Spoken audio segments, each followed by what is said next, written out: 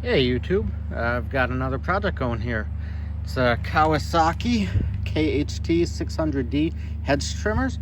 I just got it. It's kind of a cool unit. Let me show you how some of it works. So one of the things I thought was really neat was the handle actually can rotate. You can snap in at 45 and then 90, and it can go both ways. I've never seen one of these units before, so I got it in a trade basically for 25 bucks. Somebody came by to buy a motor and brought this with them, and I said sure, I'd like it. It starts and runs. I adjusted the carb a bit. I'm going to take it apart and clean it, but the fuel lines are all rotted out and the gasket's gone, and then the fuel cap leaks, so I've got a replacement too. The seal is all bad. New spark plug. The blades look sharp, but it's just going to go through maintenance and go from there. So I've got everything already. Air filter, fuel cap. I guess I really just needed to replace this, but this one stay on the old one, so I bought a whole new one. Gasket, spark plug, fuel filter, clips that's missing them, some new fuel lines. And then here's the one fuel line that I could actually get the Kawasaki part, and then these are just generic for a 2-cycle, since that was not listed as an available part. So I already cleaned this unit up. It was extremely dirty. The guy said it was sitting for maybe 3 years in his shed, and he said it didn't start, but it actually did. It didn't run the best, but it wasn't terrible. So the main thing was the fuel tank was leaking everywhere because of that gasket in the fuel cap. Yeah, and the fuel cap did not hold it right. So I'll get the fuel line set up, take the carb out, new filter, new air filter, and go from there. So I was looking up the parts, because usually when I get something older, I automatically rebuild the carburetor. And the carb gaskets on this unit were like $40 just for the fuel metering, diaphragm, and everything. And I thought that was awfully high. So I didn't order the kit because it did run, but I was still planning to take it apart, and I want to check out something. So this is a Walbro Carb. And I have some parts from previous ones. So I want to pull the model number, the series number off the carb from what numbers it has, and then see, can I just buy a kit from them? Because why spend $40 for gaskets when it doesn't seem like that's going to be necessary? So I did put a new primer bulb in it when I just took a quick look over everything. Let me get the lines through the gasket. I think this is going to be pretty tough because it feels like it. Let me see what I can do.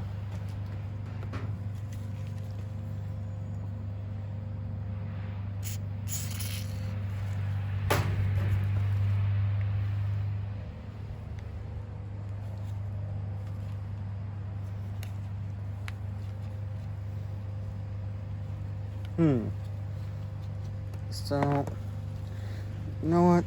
I've never actually replaced one of these before on this model.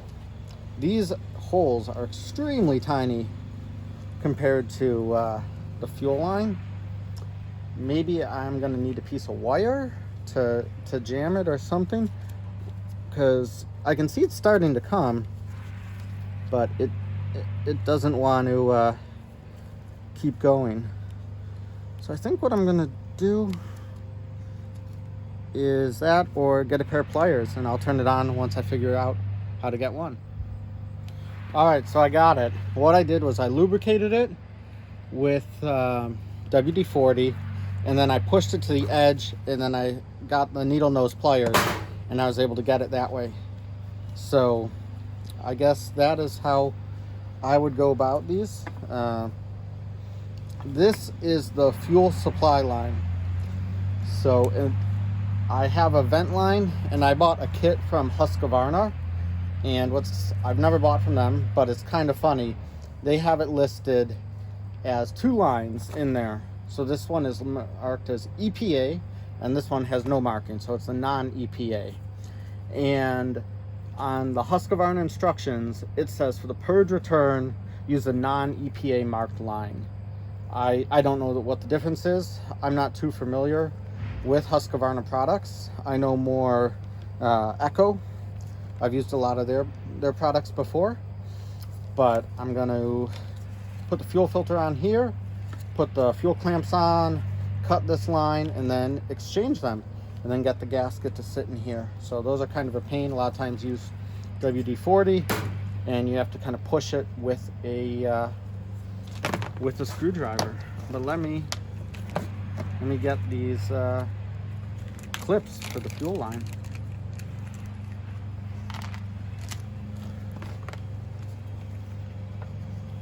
So they were missing this off the fuel line, and the fuel line was just shot, leaking everywhere. Actually, let me remember to lubricate that.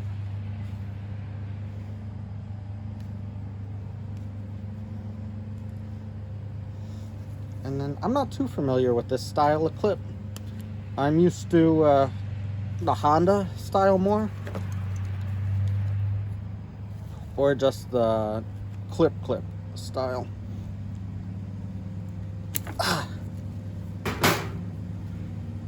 But it does not want to go on, at least not yet. Oh, there it goes. So I twisted it while turning, and it's lubricated with WD-40. So that's why we've got gloves on, because it's a mess. So this is set. This is the purge line. And then let's see how easy or difficult it is to get it in the actual fuel tank. So I was thinking to buy a new fuel tank, because this one's all discolored. Only problem was it was so expensive. I think it was like 50 bucks. And I just couldn't justify it yet. I don't know what I'm doing with this. If I'm going to keep it, if I'll sell it, I really don't have any clue yet. So I was just trying to look at how this old one was set up. So it was set up with the fuel line on the right, and then the purge line just goes in a little.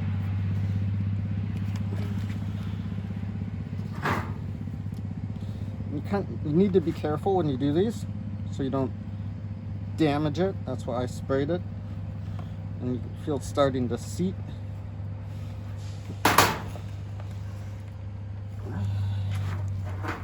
Nope, popped out.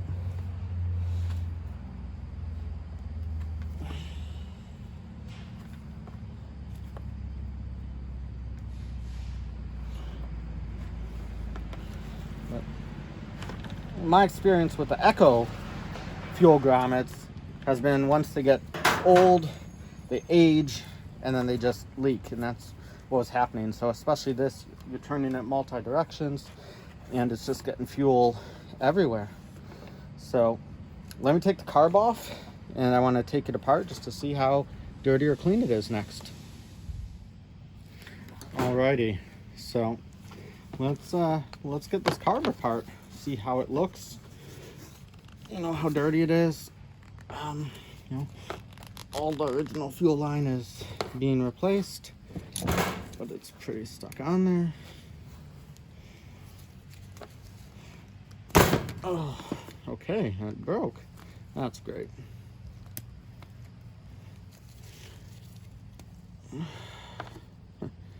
Now it tears. Let's see if I can just kind of push it off. There it goes. This line was extremely hard. So what I wanted to do was look if there's any, it's a YWB, the series, I believe. So I know more about the Zamas. Okay, and then it says 5C527. 5C527. So my guess is, if I want to buy a rebuild kit, I don't need to buy from Kawasaki, their kit. That was, or they don't sell a kit. It was listed parts individually when I was on Parts Tree, and that was $40 for the gaskets. I would probably just look this carb up and see what I can find. So I'm gonna see just how dirty it is, how bad the gaskets are, or good, and then make a decision. I'd say this unit's probably over 15 years old. Overall, it looks like it's in great shape. The aluminum piece on the blade's a little damaged. That's only $10. I didn't order it yet.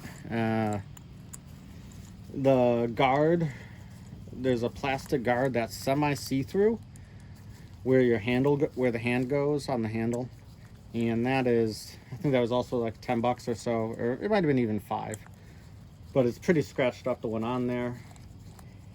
And then the fuel tank, as I said, was 50, so that was a bit high.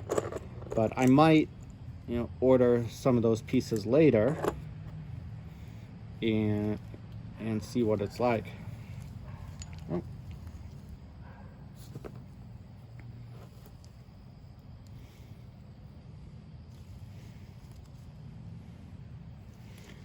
All right, that gasket's starting to rip, so I'm not going to take it off. But you have, those flaps are I believe they go over the fuel pump. On the holes on this line up, and those are the actual fuel pump holes with engine suction. But overall, this carb looks good. I'm not going to take that apart because I don't want to damage the gasket. And let's see how this one is. So this one came off. That other one was just stuck. Nope, that's stuck there. I don't want to damage it. Looks pretty good. So the diaphragm's a little dry. So maybe what I'll do later is I'll try to look up is the YWB or the 5C527 and see if I can find a kit from Walbro, since it's so expensive to order the actual Yamaha pieces. All right, time to start putting it back together. So I've had very good luck with this style carburetor. I've actually never had one go bad. They always clean up and work. And I had some that were pretty bad, so I'll put new diaphragms in them. But I've never actually had to replace one. Where the other side, just like, I think they're called a butterfly. It seems like those, once they've had fuel, they're sitting, they're dirty. Never have good luck with those.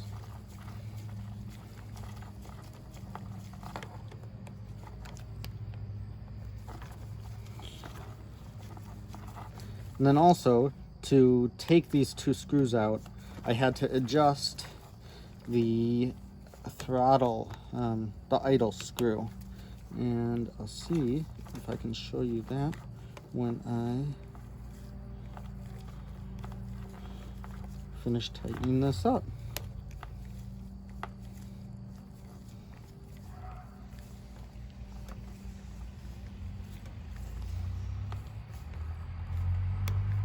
All right, that's nice and tight. That's nice and tight. And this screw, right next to the choke, I had to pull it out a bit so I could gain access to the screw and it would come out. So I'll have to adjust it when it's running, but overall, I'll just leave it as that. So I've got the clips on here for a little lubricant in there. I think this one's probably going to be a pain. It was really challenging to get the old one off, so we'll see. Oh, actually it went on pretty easy. And then that gasket. Let me see. So I push this into the tank, let's say about an inch, so a little under 2 centimeters. And when it goes, it'll go like that. And I want it to be nice and relaxed.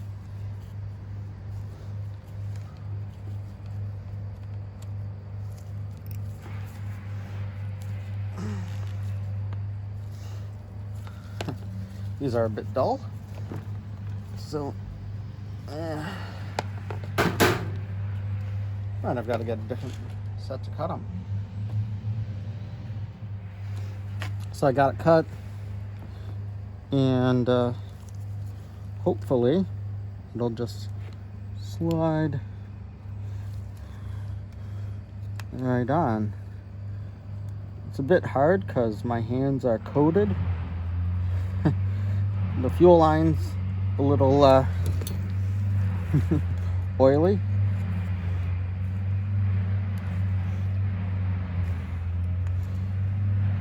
But perfect. Oh, so I guess that clip doesn't really matter because it doesn't fit over that. I am going to pull it out because I can save it for something else. Put this back in and mount this. So this gasket has a hole, and that's important because right here on this black piece you have the hole that it lines up to, and it gets crankshaft or crankcase pressure. So that's a bit important to keep open. So this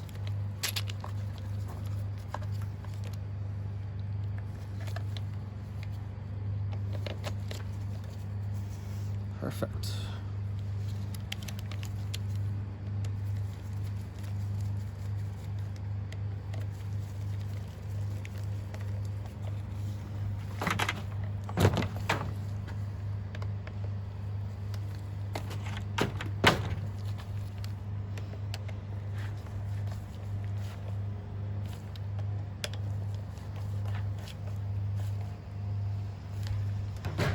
Nice and snugged up.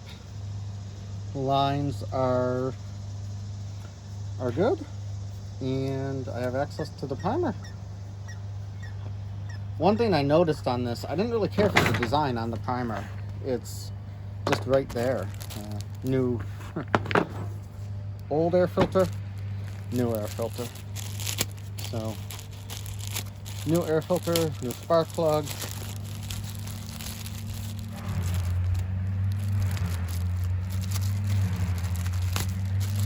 Don't know why it has 2 packages.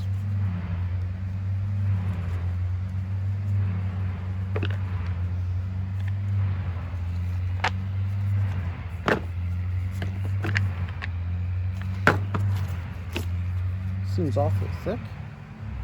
I don't know if it's thicker because it is, or it's just being that other one was so worn.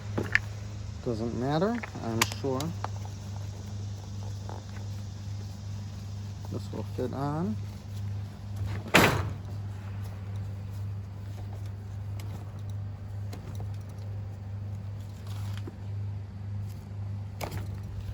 Alright. Last thing is the spark plug. Oh, both sides of this wrench are too small, so let me change wrenches. Found one that fits. This is actually one of the tools from my stills. But the other one, that other one was a Honda, so didn't fit. Yeah, it's pretty bad. Time to change. I'm curious what brand they had in there. They had a Champion, so I like NGK for some reason. Seems like every piece of Japanese equipment I buy had a NGK originally, So just something I put in there.